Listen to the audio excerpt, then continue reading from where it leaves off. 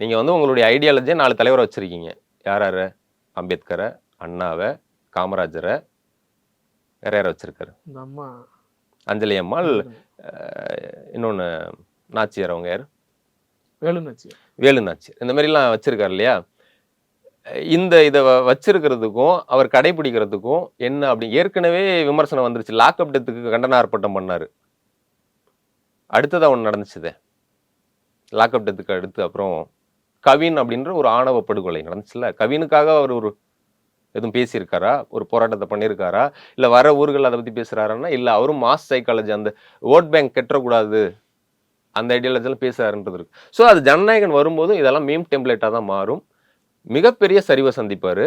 சிரஞ்சீவி எப்படி அரசியலுக்கு போயிட்டு வந்த பிறகு சூப்பர் ஸ்டார்ன்ற மெகா ஸ்டார்ன்ற அந்தஸ்தை பிடிக்க முடியாமல் இன்னைக்கு வரைக்கும் போராடிட்டு இருக்காரோ அந்த இடத்த நோக்கி தான் போவார். எப்படி வடிவேல் வந்து எலெக்ஷனுக்கு வரல, அரசியலுக்கு வரல, ஆனால் அவர் விஜயகாந்தை நோக்கி எதிர் பிரச்சாரம் பண்ணிட்டு இன்னைக்கு வரைக்குமே அந்த இடத்த பிடிக்கிறதுக்கு வடிவேல் போராடிட்டு இருக்கிறத பார்க்குறோம். அது மாதிரி தான் சிரஞ்சீவி இன்னைக்கு வந்து அவர் படங்கள்லாம் நடித்தா கூட நம்ம அல்லு அர்ஜுன் படம், பிரபாஸ் பட வசூலை கூட அவரால் பண்ண முடியல. ரஜினிகாந்த் இன்னைக்கும் 1000 கோடி நோக்கி அவர் அடுத்தது படங்கள் பண்றது காரணம் அவர் யாருக்கும் பகையாளி ஆகல.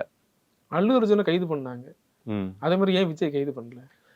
கண்டிப்பா விஜய் கைது பண்றதுக்கான எல்லா முகாந்திரமும் இருக்குது, பண்ணலாம்.